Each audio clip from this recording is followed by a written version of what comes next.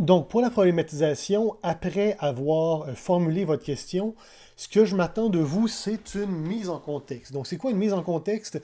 Ben, c'est trouvez-moi des situations dans lesquelles cette question-là peut se poser. Ou du moins qui sont en lien avec les thèmes abordés dans cette question-là, ou dans la situation, ou dans la mise en situation que je vous ai donnée. Donc là, par exemple, pour ce qui est de savoir est-ce que la fraude peut être justifiée pour aider les plus démunis, ben moi, ce qui me vient en tête tout de suite, spontanément, c'est l'histoire de Robin des Bois, par exemple, que vous connaissez probablement, donc le prince des voleurs qui volait aux riches pour donner aux pauvres. On va passer à d'autres figures mythiques comme Arsène Lupin, par exemple. Euh, Aussi, cette histoire-là de fraude, ça me fait penser à des scandales comme ce qu'on a eu récemment avec la fuite de données chez Desjardins, ou il y a plus longtemps, on a eu des scandales comme le conseiller financier Vincent Lacroix qui escroquait ses clients. Bon, lui, c'était pour s'en mettre plein les poches à lui. Et évidemment, ça avait créé un scandale à l'époque, mais on peut se poser la question, si Vincent Lacroix avait donné cet argent-là aux pauvres, est-ce que ça aurait été plus légitime? Ça peut soulever la question. Aussi, cette mise en situation-là que je vous ai inventée, moi, je me suis inspiré d'un projet qui existe vraiment, qu'on appelle la taxe Tobin. Donc, le principe de la taxe Tobin, c'est de dire, il y a des gens sur la planète qui font de l'argent en spéculant sur des devises. Donc, qui achètent des euros ou des roubles ou des francs CFA ou de l'argent américain ou des pesos en se disant, ben, plus tard, ça va valoir plus cher, donc quand je vais revendre cet argent-là, ça va me permettre de faire du profit. Euh, et ceux qui proposent la taxe Tobin, ils disent, ben, on devrait prélever une taxe sur ces transactions-là euh, de manière à, donc, évidemment, aider les gens des pays les plus pauvres. Évidemment, le problème, c'est que pour mettre en place une telle taxe, ça prendrait un système organisé mondial. Ce qu'on n'a pas pour l'instant. L'ONU n'a pas les pouvoirs de prélever cet argent-là. Donc, la taxe Tobin n'est encore aujourd'hui qu'un doux rêve pour des gauchistes qui espèrent un jour une espèce de gouvernement mondial. Mais c'est un projet qui existe.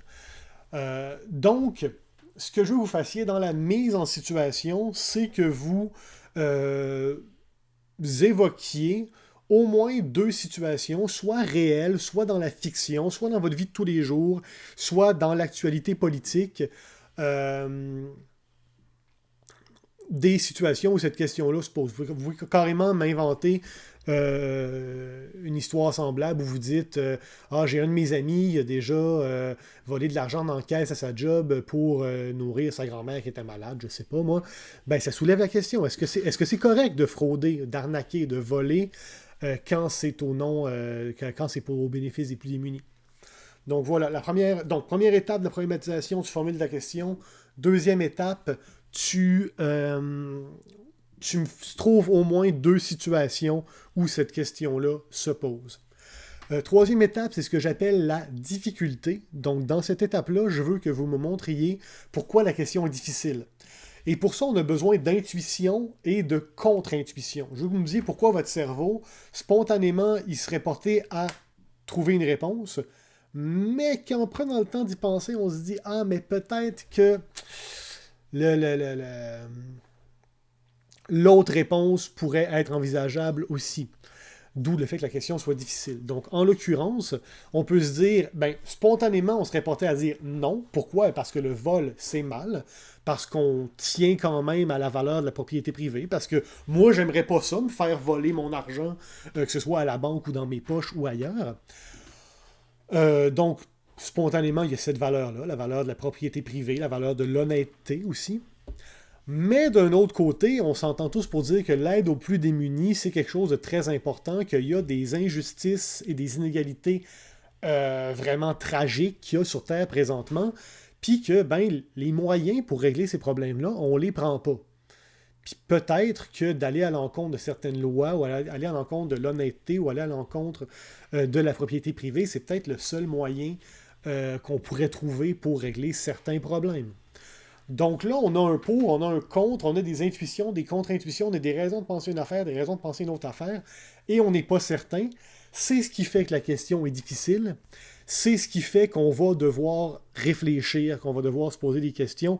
C'est ce qui fait que ça vaut la peine de développer dans un texte d'au moins 900 mots. Et c'est ça que vous devez faire comprendre à votre lecteur. Pourquoi ça vaut la peine de se pencher sur la question et d'y réfléchir.